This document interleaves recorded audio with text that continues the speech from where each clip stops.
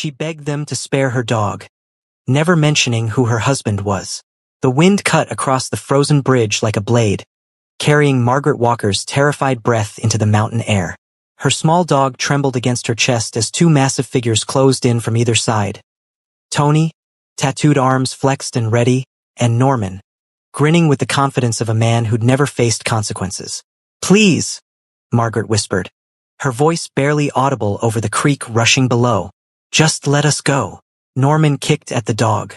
It yelped. Margaret pulled it tighter.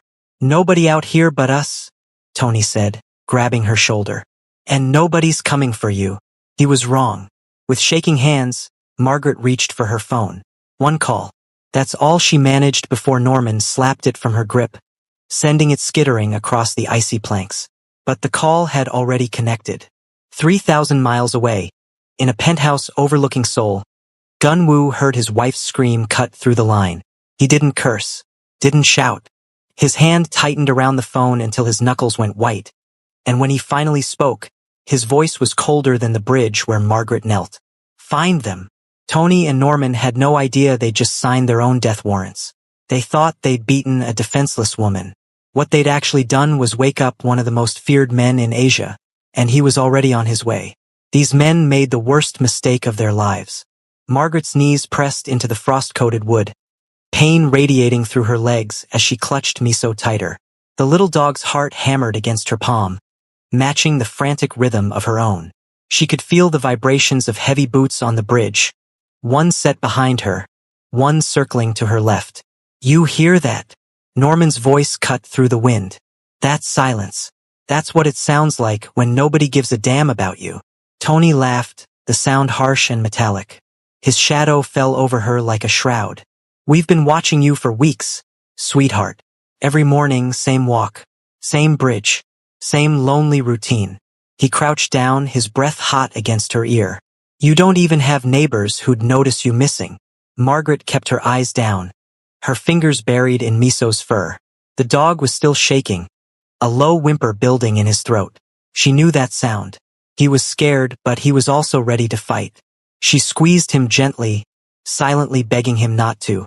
"Look at me when I'm talking to you," Tony snarled. She didn't move fast enough. His hand shot out and grabbed her jaw, forcing her face up. The cold air stung her eyes, or maybe those were tears. She couldn't tell anymore. His grip tightened until she felt her teeth grinding together.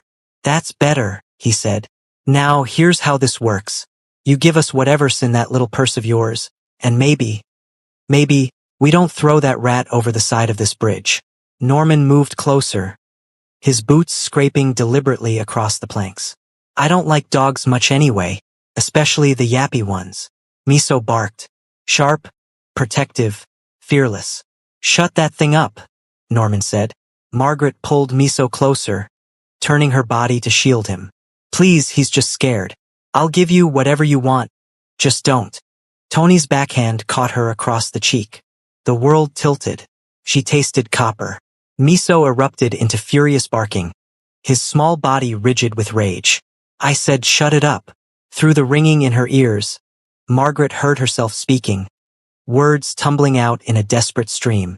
"I have $60. It's in my pocket. Take it. Take all of it. Just please." $60? Norman kicked at her hip, not hard enough to topple her but enough to make his point. "You think we came all the way out here for $60? You think that's what this is?" Tony grabbed her hair, yanking her head back. "This is about respect. About teaching people like you that you don't belong here, walking around like you own the place. My family's been in this town for generations, and now we got people like you moving in, thinking you're safe." Margaret's free hand crept toward her jacket pocket. Her phone. If she could just... Tony saw the movement. His boot came down on her wrist, grinding it into the frozen wood. She cried out, her grip on Miso loosening for just a second. The dog squirmed free and launched himself at Tony's leg, teeth bared. "You little..." Tony kicked, his boot connecting with Miso's ribs. The dog yelped and tumbled across the bridge, sliding toward the edge. "No!" Margaret lunged forward, but Norman caught her by the collar, dragging her back. "Stay down," he hissed. Miso scrambled to his feet, limping but alive. He positioned himself between Margaret and the two men, growling with everything his tiny body could muster. Blood trickled from his mouth. Something broke inside Margaret. Not her will. Not her dignity. Something deeper. The part of her that had stayed quiet all these months, that had convinced herself staying invisible meant staying safe. That part shattered like ice under pressure. Her hand shot into her pocket. Fingers closed around her phone. She didn't look at the screen, didn't try to unlock it. She just pressed the emergency call button. The one Gunwoo had programmed to reach him directly, no matter where he was, no matter what time. The phone rang once. Norman noticed. "What are you?" He snatched at her, but she twisted away. The phone pressed against her chest. It rang again. Tony stepped on Miso's tail. The dog screamed. The phone clicked. Connection established. "Margaret." Gunwoo's voice, distant but clear. Calm. Always calm. "Gun." She started to say his name, but Tony was faster. He ripped the phone from her hand and raised his arm to throw it into the creek below. Then he stopped, because he heard it too. That voice on the other end. Not panicked. Not shouting. Just speaking in Korean, each word precise and measured, like a judge reading a sentence. "Margaret, tell me where you are." Tony looked at the phone in his hand, then at Margaret. For the first time, uncertainty flickered across his face. Norman grabbed the phone from him. "Who the hell is this?" "Her boyfriend." He laughed, but it sounded forced. "Listen here, buddy. Your girl just learned a valuable lesson about." "Put her on," Gunwoo said. His English was perfect, barely accented. "Now." "Or what?" Norman's grin widened. "You gonna come out here and—" He didn't finish. Gunwoo had hung up. Norman stared at the dead phone, then hurled it over the edge of the bridge. They all heard the splash as it hit the water below. "Whoever that was," Norman said, turning back to Margaret. "He's not coming. Nobody's coming. You understand that?" Margaret understood something else entirely. She'd heard Gunwoo's tone, the specific cadence of his words when he switched to Korean. She didn't speak the language fluently, but she'd been married to him long enough to recognize certain phrases. The ones he used when he was done negotiating. Tony grabbed Miso by the scruff of his neck. The dog thrashed, yelping, but couldn't break free. "Maybe we should see if this thing can swim." "Don't," Margaret said. Her voice had changed. Steadier now. "Don't do this." "Or what?" Tony dangled Miso over the bridge railing. "What are you gonna do about it?" Margaret slowly got to her feet. Her wrist throbbed. Her cheek was swelling. Blood dripped from her split lip. But she stood, and she looked Tony directly in the eyes. "It's not what I'm going to do," she said quietly. "It's what you just did." Norman laughed. "What, make a phone call? Scare your boyfriend?" "Sweetheart, we don't care who you know. This is our town. Our rules." Margaret didn't argue. She just watched as Tony pulled Miso back from the edge, clearly enjoying the prolonged torture more than a quick finish. She watched as Norman pocketed her $60. She watched as they shoved her one more time, sending her sprawling across the bridge. "Stay down there," Tony said, "and maybe think twice before you go walking alone again." They left her there on the frozen bridge, laughing as they walked away. Miso limped back to her, whimpering, and she pulled him into her arms. She checked him over with shaking hands. Bruised ribs, maybe, cut in his mouth, but alive. She held him and waited, because Gunwoo was already moving. She knew that much. The clock had started the moment that call connected, and Tony and Norman had just used up whatever time they had left. They just didn't know it yet. Gunwoo stood at the floor-to-ceiling window of his Seoul penthouse, the phone still warm against his ear even though the line had gone dead. Below him, the city pulsed with light, millions of people going about their lives, unaware that in the last 90 seconds, two men had just carved their names into a very short list. He didn't move, didn't curse, didn't throw the phone or punch the wall or do any of the theatrical things that men did when they were pretending to be dangerous. He simply stood there, listening to the silence where his wife's voice had been, and felt something old and cold settle into his chest. Behind him, Minjun looked up from his laptop. "Sir." Gunwoo held up one finger. "Wait." He replayed the call in his mind. Margaret's voice, tight with fear but trying to stay calm. The sound of impact, flesh on flesh. a dog barking. Then male voices, rough and confident, the kind of confidence that came from never being challenged. American accents. Rural. The wind suggested open space. And beneath it all, the particular echo that only came from being over water. The bridge, he said quietly. Near the house. Minjun was already typing. I'm pulling up satellite imagery now. Gunwoo walked to his desk and pressed the intercom. Mobilize the advance team. I want a plane ready in 30 minutes. Full manifest. Yes, sir, came the immediate response. He released the button and looked at Minjun. Show me. The laptop screen filled with an overhead view of the mountain town where Margaret had chosen to live. She'd wanted space, she'd said. Quiet. A place where she could breathe without feeling Gunwoo's world pressing in on her. He'd bought her the house without hesitation, staffed it with security she didn't know about, and visited when his business allowed, which wasn't often enough, which was why she'd been alone on that bridge. Minjun zoomed in on a narrow wooden structure spanning a creek. Here, only bridge within walking distance of the property. Creek feeds into the Clearwater River. Town is 8 miles east. Population, 4,000. Small. Insular. Police force of 12 officers, mostly traffic and domestic calls. Last major crime was a theft 3 years ago. Gunwoo studied the terrain. Mountain roads, limited access points, the kind of place where strangers stood out. Good for privacy. Bad for quick response. Margaret would have walked that bridge every morning with Miso, same routine, same time. Easy to predict. Easy to target. Find out who they are, Gunwoo said. I want names, addresses, family connections, criminal history, bank accounts, phone records. Everything. Minjun's fingers flew across the keyboard.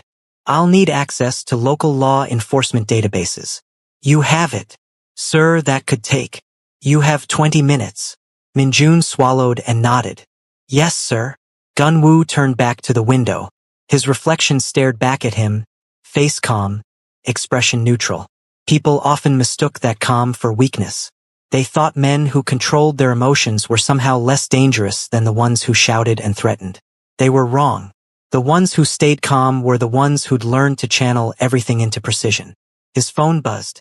A text from the airfield. Plane ready in 22 minutes. Another buzz. His brother, Jae-sung, calling from Tokyo. Gunwoo answered. I heard, Jae-sung said without preamble. What do you need? Clean the house, Gunwoo said. Everything we have in the western United States. Pull it back. I don't want complications. You're going yourself. Yes. A pause.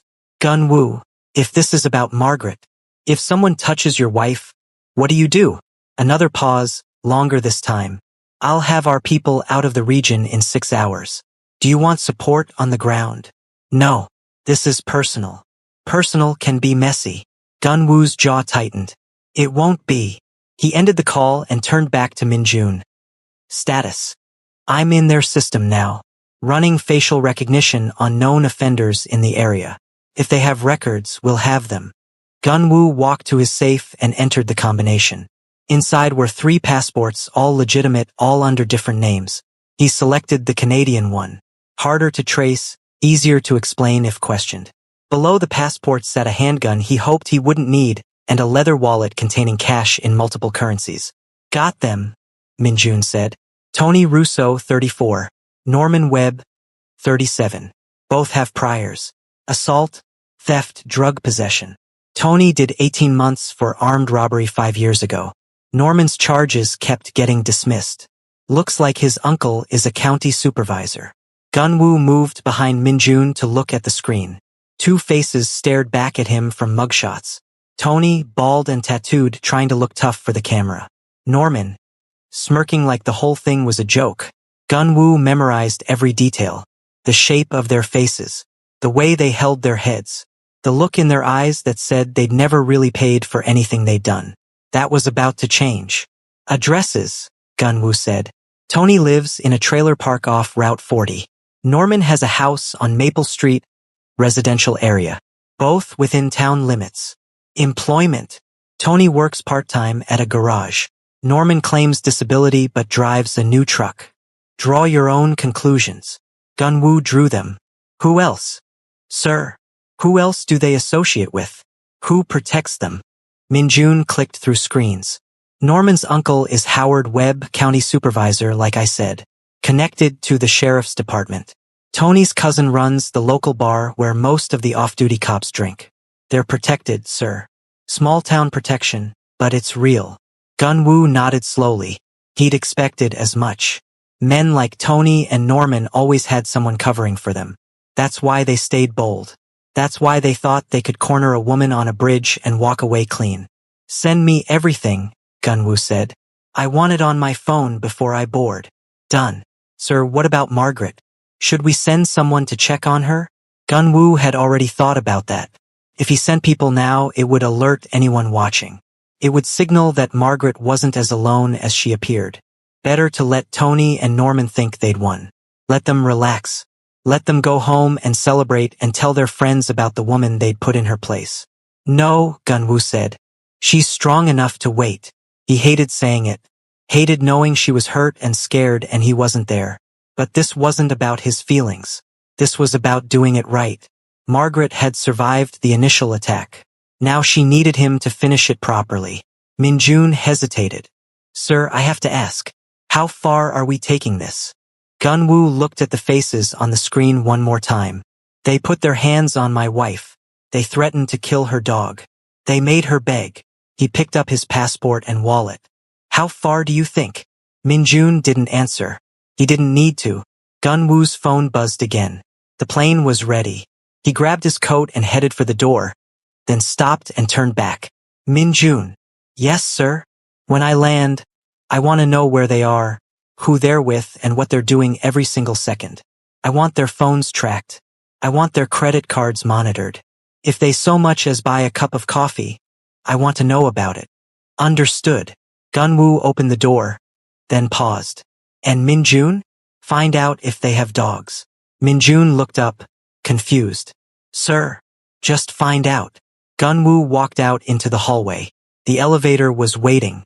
As the doors closed, he pulled out his phone and opened the photo gallery. The most recent picture showed Margaret on their anniversary, laughing at something he'd said. Miso curled in her lap. She looked happy, safe. He'd failed to keep her that way. But failure was temporary. What came next was permanent. The elevator descended toward the garage where a car was already running. 15 hours from now, he'd be in that mountain town. And Tony and Norman would learn what it meant to touch something that belonged to him. Tony cracked open his third beer and leaned back in the sagging recliner that had been in his trailer since before his prison stint.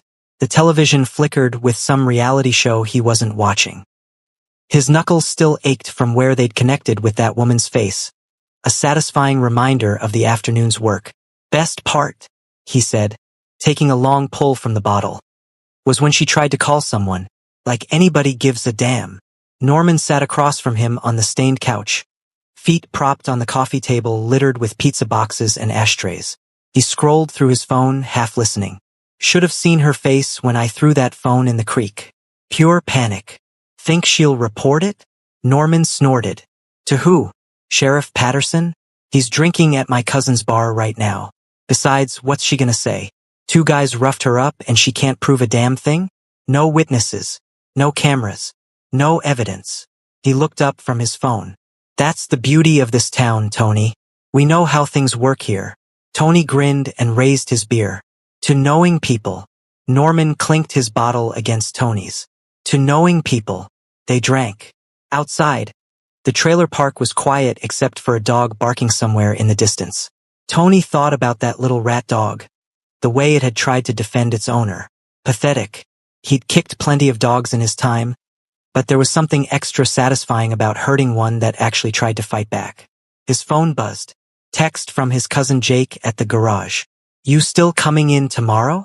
Tony typed back one-handed. Yeah. Morning shift. Life went on. That's what people didn't understand about guys like him and Norman. They could do whatever they wanted and still just go back to their regular routines. Work, drink, sleep, repeat. The world kept spinning, and nobody cared enough to stop it. You think she learned her lesson? Norman asked. About what? About walking around like she belongs here. About thinking she's safe. Tony crushed his empty beer can and tossed it toward the overflowing trash bag in the corner. It bounced off and rolled under the table. If she didn't, we can always teach her again. Not like she's going anywhere. Saw the property records, remember? She owns that house. Paid cash for it. Probably some settlement money or something. Norman's eyes lit up. You thinking what I'm thinking? That we didn't get nearly enough today? Yeah, I'm thinking it. They both laughed. The television droned on. Another beer opened with a hiss. What they didn't notice was the car that had parked 3 trailers down an hour ago. Dark sedan, tinted windows, no plates visible from their angle. What they didn't see was the man inside that car, watching their trailer through a telephoto lens, documenting every movement, every visitor, every routine. Norman's phone buzzed. He glanced at the screen and frowned. What? Tony asked. Weird. My credit card just got declined. Which one? The Visa. I was trying to order some parts online. Norman pulled up his banking app, waiting for it to load.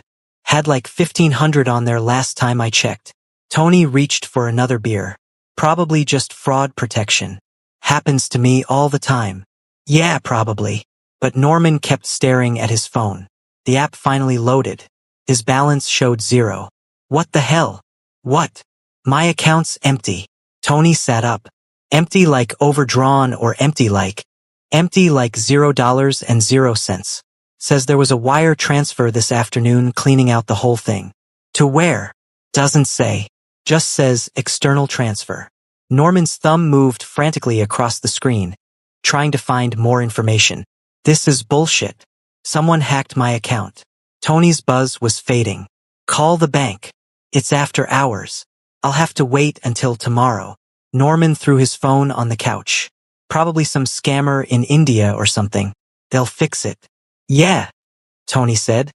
But something cold had settled in his stomach. He told himself it was paranoia. Prison did that to you, made you jumpy. But still.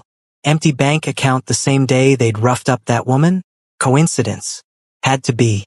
Norman grabbed the remote and turned up the volume. Let's just watch something. I'll deal with it tomorrow. They sat in silence for a while, drinking, trying to recapture the easy satisfaction they'd felt an hour ago. But it was harder now. The trailer felt smaller.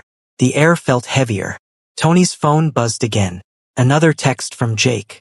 Hey man, boss wants to talk to you tomorrow. Something about your schedule. Tony typed back. What about it? 3 dots appeared, then disappeared, then appeared again. Finally, he didn't say, just said be there early. Tony stared at the message. His boss never wanted to talk about schedules. You showed up, you worked, you got paid. That was it. Norman. Yeah. You notice anything weird today? Besides the bank thing? Norman muted the television. Like what? I don't know. Just a feeling. You getting paranoid on me? Norman tried to laugh, but it came out wrong. We did everything right. No cameras on that bridge. No witnesses. Even if she did tell someone, there's no proof. Tony wanted to believe that. He did believe that, but the feeling wouldn't go away. His phone buzzed a 3rd time. Not a text. A call. A known number. He almost didn't answer, but something made him pick up. Yeah. Silence on the other end. Not dead air. Someone was there. He could hear breathing. Hello, Tony said. The line clicked off. He stared at his phone. Wrong number, he muttered.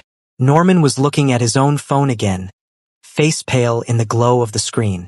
Tony. What? Check your social media. Why? Just check it. Tony opened Facebook. His notifications had exploded. Dozens of messages, friend requests, comments on old posts. He clicked on one of the messages. Is this you? The message read along with a link. He clicked it. The link took him to a public post in a local crime watch group. Someone had shared his mugshot from 5 years ago along with Norman's. Below the photos, a caption. Anyone know these two? Spotted harassing a woman near Clearwater Bridge today. Tony's chest tightened. Who posted this? It's a fake account. Created today. No profile picture. Norman was scrolling frantically. But it's been shared 40 times already. People are commenting. Tony read through the comments. Most were generic outrage, the kind of keyboard warrior stuff that never amounted to anything. But a few caught his eye. These guys are trash. Norman's uncle protects him. Tony Russo. Lives in Pine Valley Trailer Park. Unit 47. Someone should do something about them. His address. Someone had posted his address. Delete it, Tony said. Report the post. Get it taken down. I'm trying. Facebook says it doesn't violate community standards. Norman's hands were shaking now. How did someone even get these photos? And how did they know about today? Tony stood up, suddenly needing to move. He went to the window and pulled back the curtain. The trailer park looked normal. A few lights on in neighboring units. The usual cars parked in their usual spots. And that dark sedan 3 trailers down that he was pretty sure hadn't been there this morning. Norman. What? When did that car get here? Tony pointed. Norman joined him at the window. They both stared at the sedan. Nothing happened. No one got out. No movement at all. Maybe it's just someone visiting, Norman said. But his voice had lost its confidence. Tony let the curtain fall. I'm gonna go check. Don't. Just leave it. But Tony was already grabbing his jacket.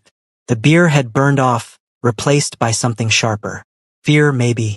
Or anger. He couldn't tell the difference anymore. He stepped out into the cold night air. His boots crunched on gravel as he walked toward the sedan. 3 trailers down felt like 3 miles. The car just sat there, dark and silent. As he got closer, he could see the windows were tinted too dark to be legal. 10 feet away. 5 feet. He raised his hand to knock on the window. The engine started. Tony jumped back. The sedan pulled out slowly, almost casually, and drove away. He tried to see the license plate, but there wasn't one. Or maybe there was, and he just couldn't see it in the dark. The car turned left at the exit and disappeared. Tony stood there in the cold, heart hammering, telling himself it was nothing. Just someone lost. Just someone who'd stopped to check their phone or make a call or any of 1,000 innocent reasons. But when he walked back to his trailer and saw Norman standing in the doorway, pale and tense, he knew they were both thinking the same thing. That woman. That phone call. That voice on the other end asking where she was. It's nothing, Tony said, pushing past Norman into the warmth of the trailer. Just someone who took a wrong turn. Norman closed the door and locked it. Then locked the deadbolt. Then put the chain on. Neither of them said anything else. They sat back down and turned the television up louder and drank their beers and tried very hard not to think about the fact that someone was watching them. And whoever it was knew exactly what they'd done. Tony didn't sleep that night. Every time he closed his eyes, he saw that dark sedan pulling away, its absence somehow more threatening than its presence. By the time gray light filtered through his trailer's thin curtains, he'd convinced himself it was paranoia. Prison had done that to him, made him see threats in shadows. He made coffee and checked his phone. 17 missed calls from numbers he didn't recognize. No voicemails, just the calls over and over, starting around 3 in the morning.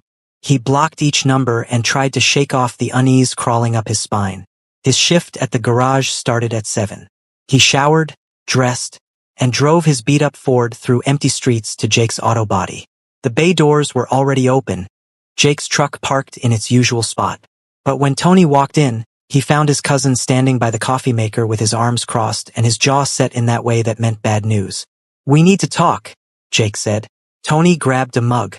"Your text said something about my schedule." "There is no schedule. Not anymore." Jake wouldn't meet his eyes. "I gotta let you go, man." The mug stopped halfway to Tony's lips. "What?" "Boss's orders. Came down last night. You're done." "Why?"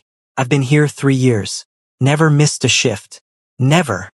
"It's not about your work." Jake finally looked at him. "Someone called the shop yesterday. Said they were from the state licensing board.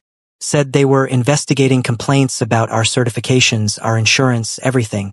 Then this morning, boss gets an email saying the investigation goes away if we cut ties with you."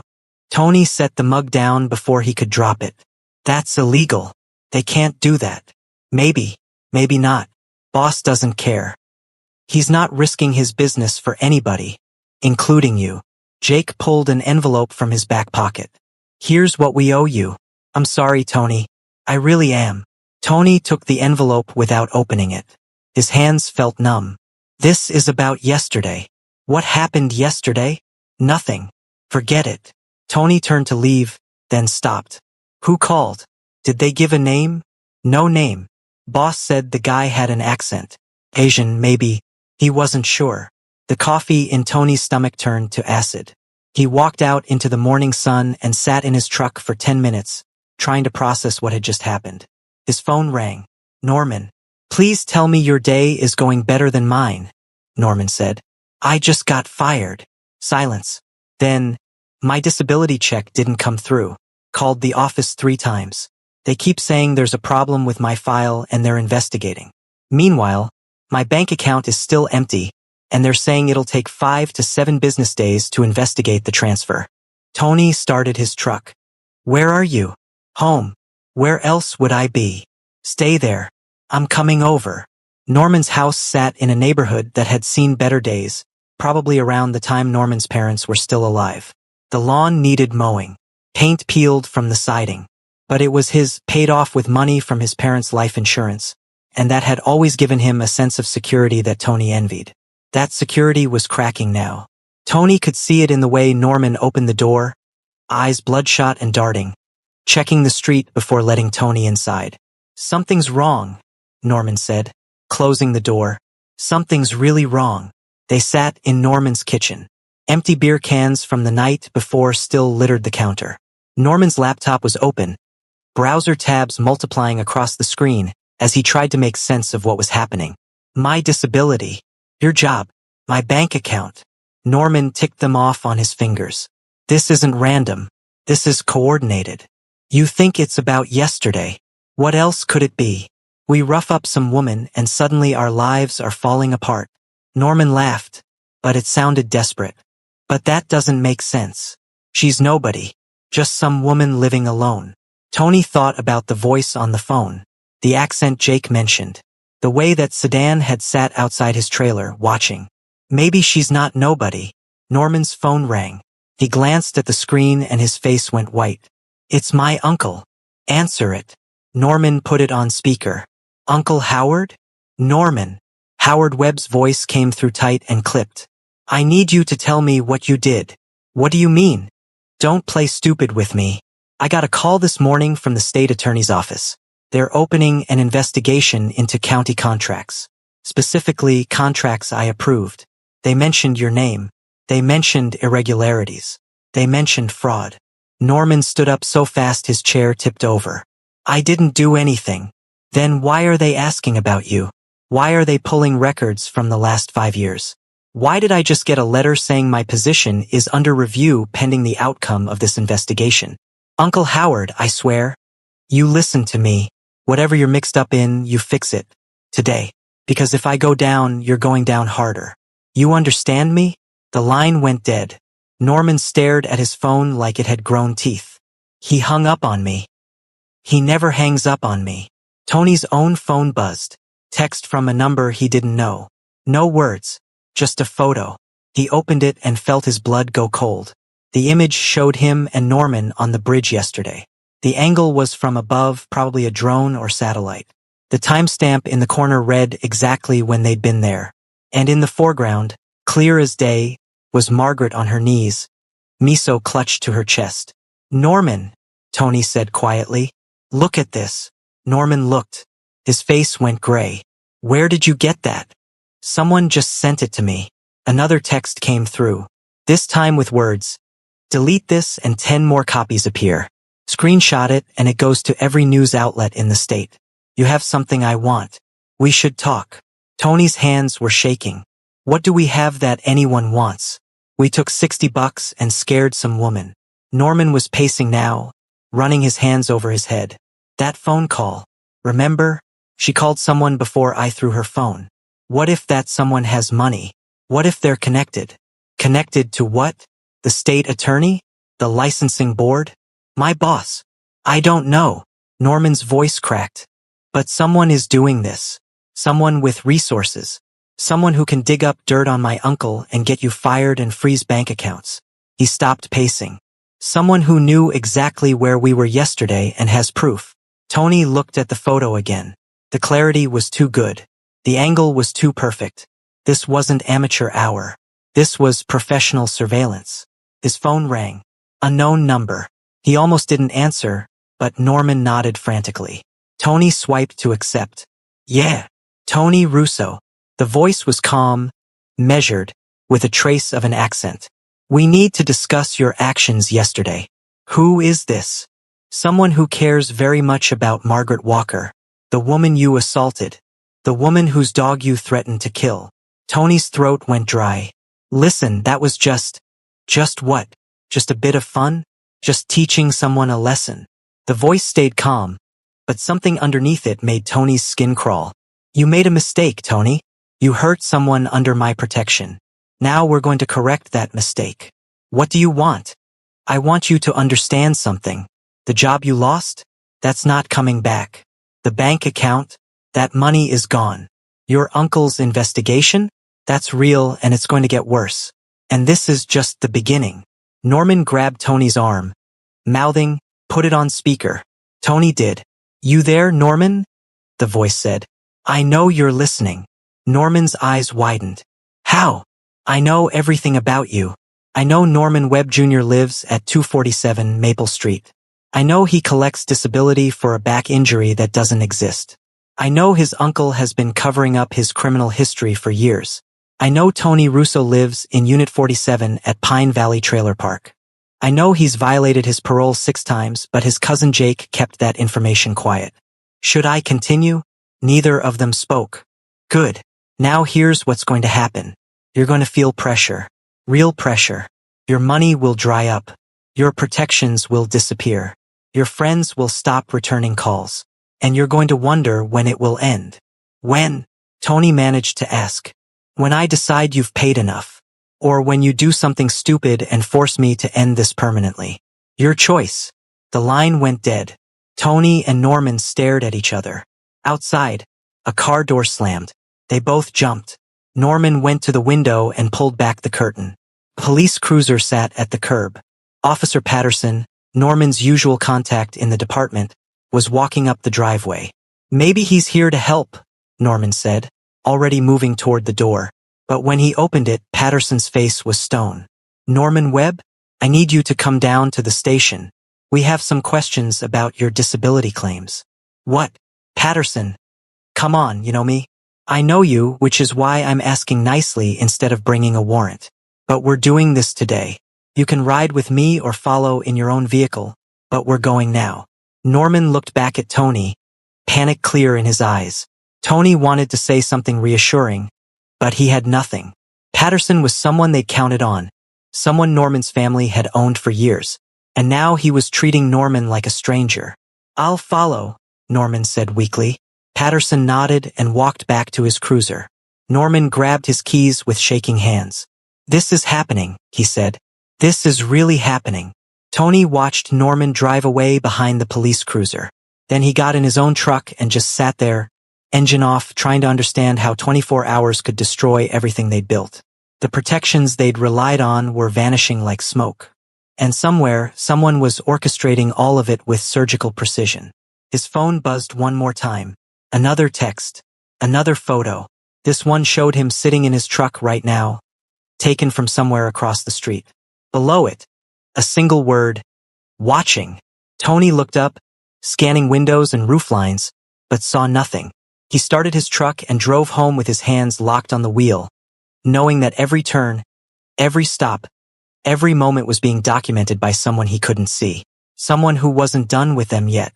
Tony spent the next 2 hours driving in circles, checking his mirrors every 30 seconds, seeing threats in every car that stayed behind him too long. He finally parked at a gas station on the edge of town and went inside to buy a pack of cigarettes he didn't need. His hands shook as he paid with crumpled bills from the severance envelope. The clerk, a kid maybe 19 with acne scars, gave him a strange look. You okay, man? Tony didn't answer. He walked back outside and lit a cigarette, his first in 3 years. The smoke burned going down, but it gave him something to focus on besides the crawling sensation on the back of his neck. His phone rang. Norman. Tell me you're not calling from jail, Tony said. I'm not. They let me go after 2 hours. But Tony, it's bad. They have records. Real records. Dates I claimed I couldn't work matched up with dates I was seen around town doing physical labor. Security footage from the hardware store showing me lifting 50-pound bags of concrete. They have everything. How? I don't know. Patterson said it came from an anonymous tip, but the documentation is too detailed. Someone's been following me for months. Maybe longer. Norman's breathing was ragged. They're building a fraud case. Patterson said I should get a lawyer. He wouldn't even look at me, Tony. He's scared. Tony took a drag and watched a minivan pull up to pump 3. Normal people doing normal things. He used to be one of them. Yesterday morning felt like a year ago. We need to find out who she is, Tony said. The woman. Margaret something. How does that help? Because whoever's doing this, they're doing it for her. Which means she matters to someone with serious resources. We find out who she is.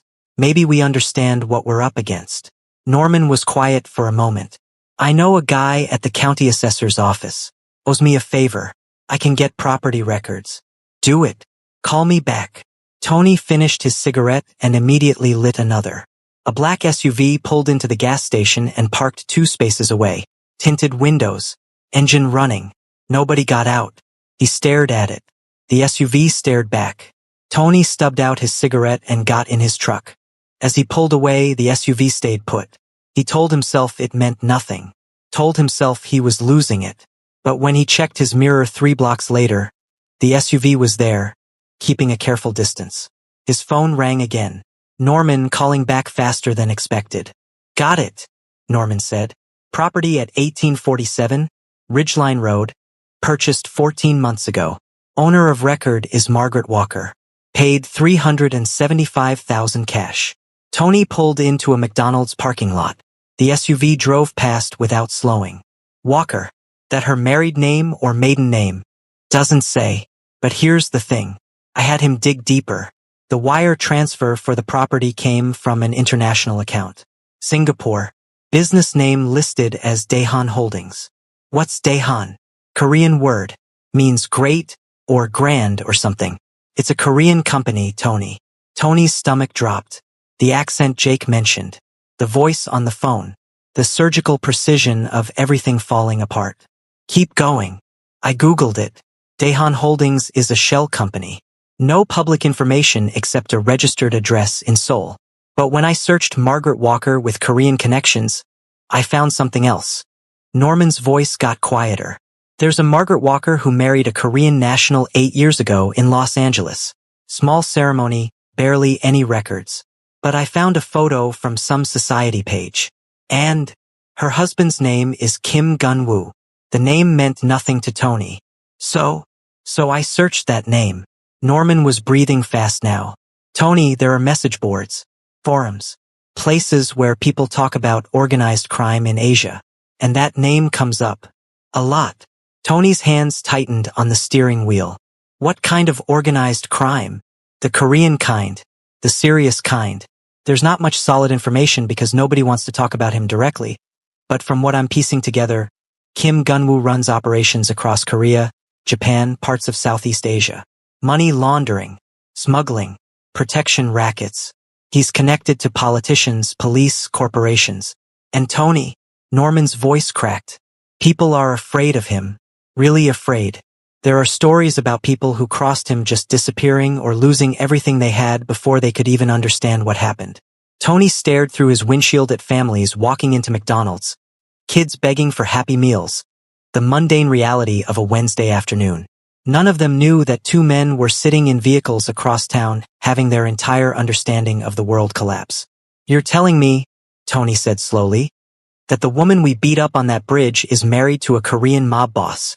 I'm telling you that the voice on the phone, the one who knew everything about us, might be one of the most dangerous men in Asia. And we put our hands on his wife. Tony ended the call. He sat there for 5 full minutes, watching people come and go, trying to make his brain accept what he'd just learned. Every lost job, every frozen account, every vanishing protection suddenly made perfect sense. They hadn't pissed off some local nobody. They'd declared war on someone who had the resources to dismantle their entire existence without ever setting foot in their town. His phone buzzed. Text from a new number. This time it was a link. Tony's finger hesitated over it, but he clicked anyway. The link opened to a news article from a Korean publication, automatically translated to English. The headline read, "Businessman Kim Gun-woo spotted at Seoul Charity Gala." The photo showed an Asian man in an expensive suit, probably late 30s, standing next to a black woman in an elegant dress. Even in the formal photo, there was something about his eyes that made Tony's skin crawl. Cold, calculating, the look of someone who'd never had to raise his voice to be obeyed. And next to him, smiling softly, was Margaret.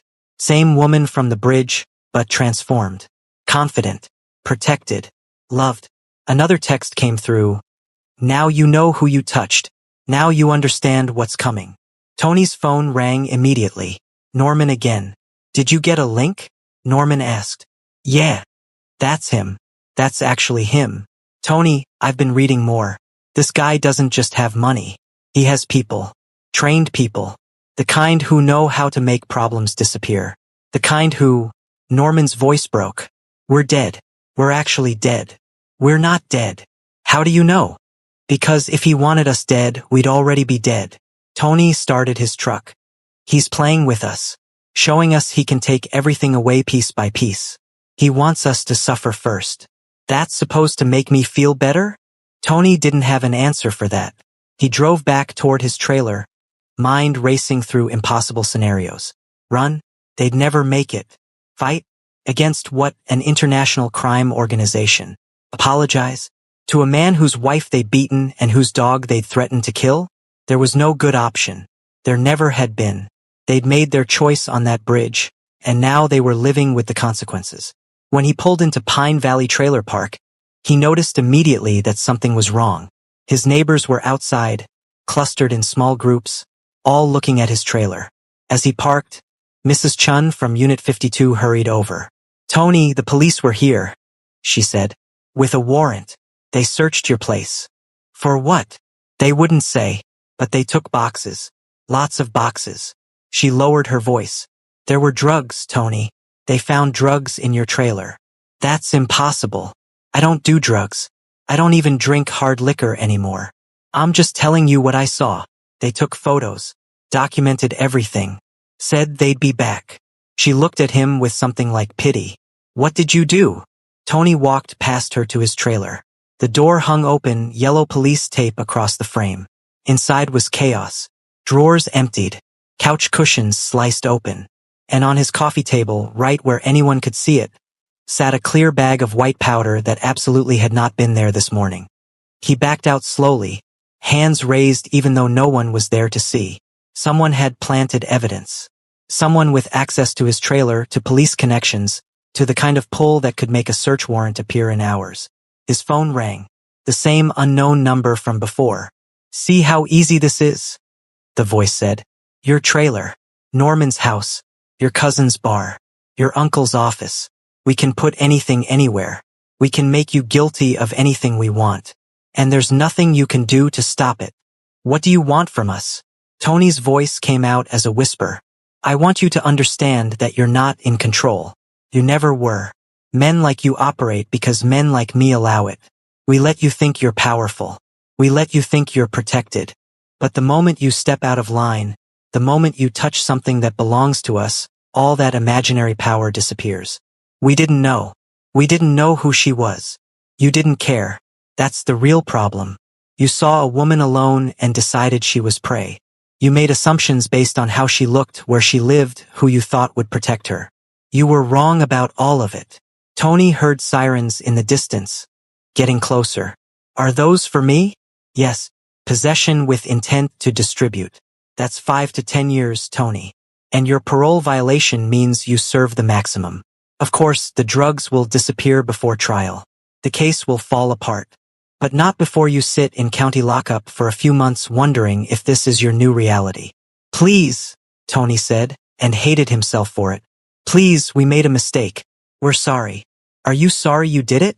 Or sorry you got caught?" Tony couldn't answer that honestly. "That's what I thought," the voice said. "The police will be there in 2 minutes. You can run, but that only makes it worse. You can fight, but that adds resisting arrest. Or you can accept that this is happening and maybe, I'll decide you've learned your lesson. What about Norman? Norman gets his own consequences.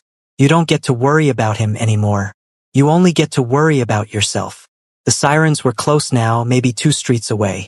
Tony looked at his trailer, at the planted evidence, at the neighbors watching him like he was already convicted.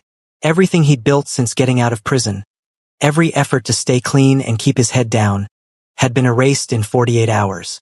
Why? He asked. Why go through all this? Why not just kill us? The voice was quiet for a moment.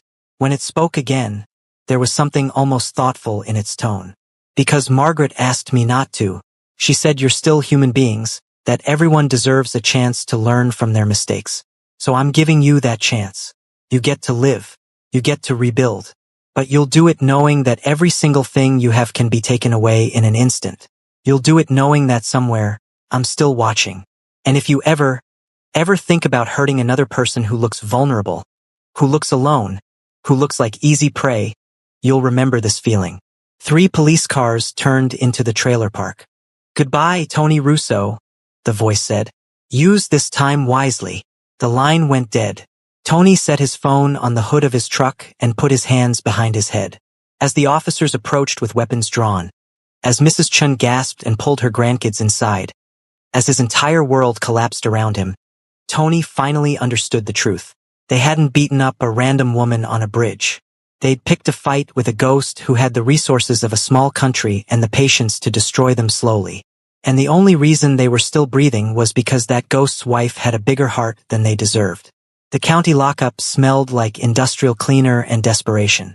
Tony sat on a metal bench in the holding cell, staring at the concrete floor between his feet, trying not to make eye contact with the other men waiting for processing. His wrist still ached where the cuffs had dug in during the ride over. The booking officer had been professional, almost bored, like planting drugs on parolees was just another Wednesday. Across town, Norman sat in his own kitchen with his head in his hands. The police hadn't come for him yet, but they would. He'd spent the last hour on the phone with a lawyer who'd explained in careful terms that his disability fraud case was airtight and that his uncle couldn't help him anymore because his uncle was drowning in his own investigation. The lawyer had given him a number to call when he was ready to discuss a plea bargain. Norman hadn't called. He just sat there, surrounded by the belongings he'd accumulated over 37 years, all of it feeling suddenly temporary. Neither Tony nor Norman knew that 3 blocks from the police station, Gunwoo sat in the back of a rented Escalade, watching the building through tinted windows. He'd landed in Seattle 12 hours ago, driven through the night, and arrived in this forgotten mountain town as the sun rose over the peaks. He hadn't slept, didn't need to. The fury that had carried him across the Pacific had burned itself into something colder and more useful during the flight. Min-jun sat in the passenger seat with his laptop open, monitoring local communications. Tony Russo is being processed now. Possession charge. They're holding him for 48 hours pending arraignment. And Norman Webb? Home. Hasn't left since the police interview yesterday. His phone records show 17 calls to lawyers, family members, and 1 call to a crisis hotline that lasted 4 minutes. Gunwoo nodded slowly. The crisis hotline was interesting. It meant Norman was breaking. Good. The drugs in Russo's trailer, Gunwoo said. Remove them from evidence. Min-jun typed quickly. Done. The evidence log will show contamination. The case will collapse. And Webb's disability investigation? We can make it disappear, or we can let it proceed. Your choice. Gunwoo considered this. Margaret had asked him to show mercy. She'd said those exact words when he'd called her from the plane. His voice tight with barely controlled rage. They're just ignorant men, she'd said. They don't understand what they did. Make them understand, but don't destroy them completely. He'd agreed because he loved her. Because she was the one person in the world who could ask him for anything and receive it. But his version of mercy looked different than hers. Let the investigation proceed, Gunwoo said. But ensure he's offered probation instead of prison time. Community service. Restitution. Something that takes years but doesn't end his life. Understood. And Howard Webb, the uncle, he covered up crimes. Let him face consequences. Natural consequences, no interference from us. Minjun made notes. The social media posts about them? The ones spreading their information. Let them run for another week, then have them removed. But the damage is done. Everyone in this town knows what they did now. A sedan pulled up beside them. Two men in suits got out and approached the Escalade. Gunwoo rolled down his window. "Report," he said. The first man handed him a tablet. "Margaret's house is secure. We've installed a full security system, cameras on all approaches, panic buttons in every room. The dog is fine, minor injuries fully healed. Margaret herself has bruising but nothing serious. The local doctor examined her yesterday." Gunwoo took the tablet and scrolled through photos of his house, his wife, his life that had been violated. The bruise on Margaret's cheek made his jaw tighten. The small bandage on Miso's side made something dangerous flicker behind his eyes. "The bridge," Gunwoo said. "We've mapped every angle. No cameras, just like they thought. But we placed our own after the fact. Anyone approaching that location now triggers an alert." "Good. And the town?" The second man spoke up. "Small. Insular. Police department is cooperative but limited. The sheriff is competent but overwhelmed. The real power structure is informal, based on family connections and historical relationships. Howard Webb was at the center of it. With him under investigation, there's a vacuum." Gunwoo absorbed this. Small towns operated on networks of obligation and favor. Cut the right connections and the whole web collapsed. "I want a complete profile of everyone with authority in this county. Judges, police, politicians, business owners. By tomorrow." "Yes, sir." Gunwoo handed back the tablet. "Now take me to my wife." The drive to Ridgeline Road took 15 minutes through winding mountain roads.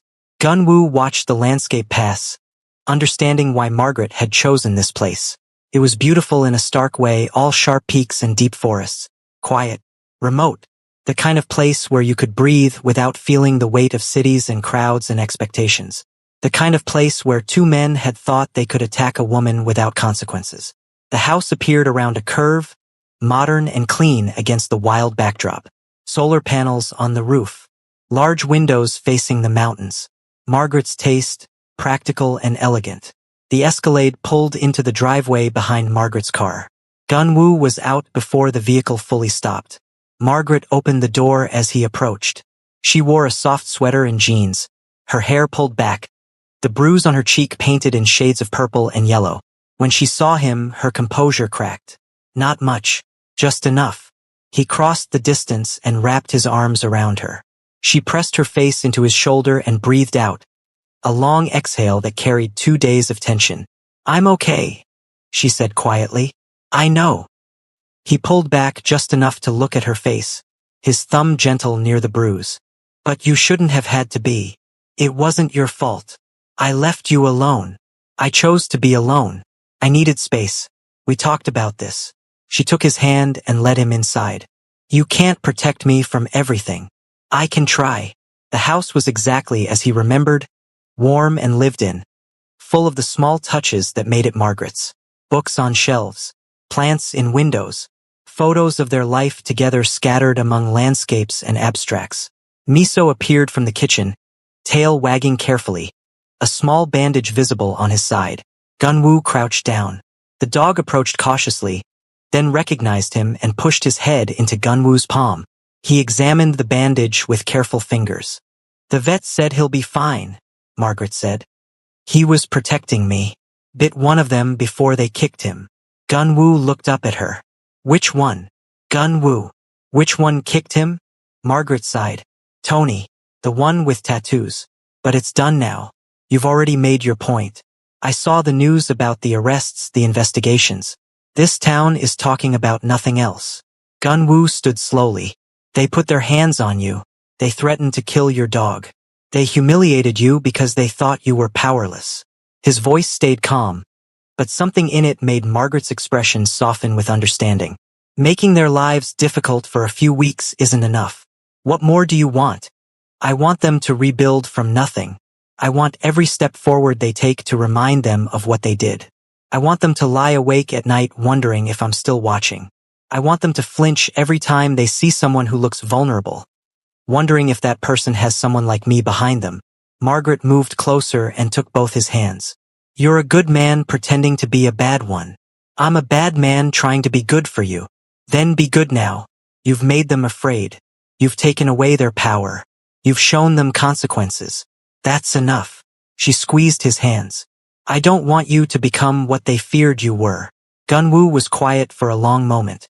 Outside, Minjun and the others waited in their vehicles, ready for orders.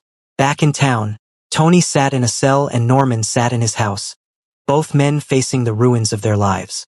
And here in this house, his wife asked him to choose mercy over vengeance. The drug charge disappears, he said finally. Tony gets released with a warning. Norman's fraud case proceeds but ends in probation. Howard Webb faces his investigation without interference. And I make sure everyone in this town knows what happened, so no one else tries it. And after that, we upgrade your security. I visit more often, and those two men get to live knowing they had a chance they didn't deserve. Margaret smiled, though it pulled at her bruised cheek. Thank you. Don't thank me. I'm doing this for you, not them. He touched her face gently. Are you really okay? I am now. They spent the rest of the day together, not talking about Tony or Norman or justice or revenge. Margaret showed him the garden she'd planted. They walked the bridge where it happened, Gunwoo memorizing every detail with cold precision. They made dinner together while Miso dozed in his bed, healing. That night, Gunwoo made a series of calls. The drug evidence disappeared from the system. Tony's lawyer received an anonymous tip about the contamination. The prosecutor on Norman's case received guidance suggesting probation given the defendant's cooperation. Howard Webb's investigation continued untouched, following its natural course toward disgrace and removal from office. And in a dozen online forums where people talked about crime and power and the hidden structures of society, a story began to spread. Not the full truth. Gunwoo was too careful for that. But enough truth. A story about two men who attacked a woman and discovered too late that some people are protected by forces they can't see or fight or escape. 3 days later, Tony walked out of county lockup. The charges had been dropped due to evidence contamination. His public defender couldn't explain it, said it was the luckiest break he'd seen in 20 years of practice. Tony didn't feel lucky. He felt marked. Norman accepted a plea deal the same week. 5 years probation, 500 hours of community service, full restitution of fraudulent disability payments. His lawyer called it a gift. Norman called it a sentence with no end date. 5 years of looking over his shoulder. They saw each other once after that, at a gas station on the edge of town. They didn't speak, just nodded in acknowledgement of shared trauma before driving away in opposite directions. Tony found work at a different garage in a different town. He showed up early, stayed late, never complained. When customers were rude or demanding, he took it without reaction. When he saw someone who looked vulnerable, he went out of his way to help them. Norman sold his house and moved into a small apartment. He got a real job doing warehouse inventory. He attended every required meeting with his probation officer. He volunteered at a shelter on weekends, fulfilling his community service hours and then continuing anyway because the structure helped him sleep. Neither man ever spoke about what happened on the bridge, but they both thought about it every day. About the woman they'd hurt, about the voice on the phone, about how quickly everything they thought was solid could turn to dust. And sometimes, late at night, they'd check their bank accounts or their rearview mirrors or their phones, just to make sure nothing had changed, just to make sure they were still allowed to exist. Because they understood now. They understood that mercy wasn't the absence of punishment. It was the choice to let them live with what they'd done. And that was a heavier weight than any prison sentence. Gunwoo stayed with Margaret for 2 weeks before business called him back to Seoul. He left knowing she was safe, knowing the town had learned its lesson, knowing that his name would be whispered in this place for years as a warning. On his last morning, he stood on the bridge with her, Miso running ahead on his leash. The creek rushed below. The mountains stood silent witness. Do you regret it? Margaret asked. Going as far as you did? Gunwoo considered the question honestly. I regret that it was necessary. But no, I don't regret protecting you. Even though I asked you to stop, you asked me to show mercy. I did. They're alive. They're free. They have chances to become better. He looked at her. That's more than they gave you. Margaret nodded slowly. They stood together in the cold morning air, and for the first time since the attack, she felt the fear finally loosening its grip. Thank you, she said. Always, he replied. And far away in a trailer and an apartment, two men woke up to another day of rebuilding, carrying the knowledge that some lessons cost everything, and some mercy comes with teeth. If this story moved you even a little, don't let it end here. Subscribe for more powerful stories where the vulnerable aren't forgotten and justice always finds its way.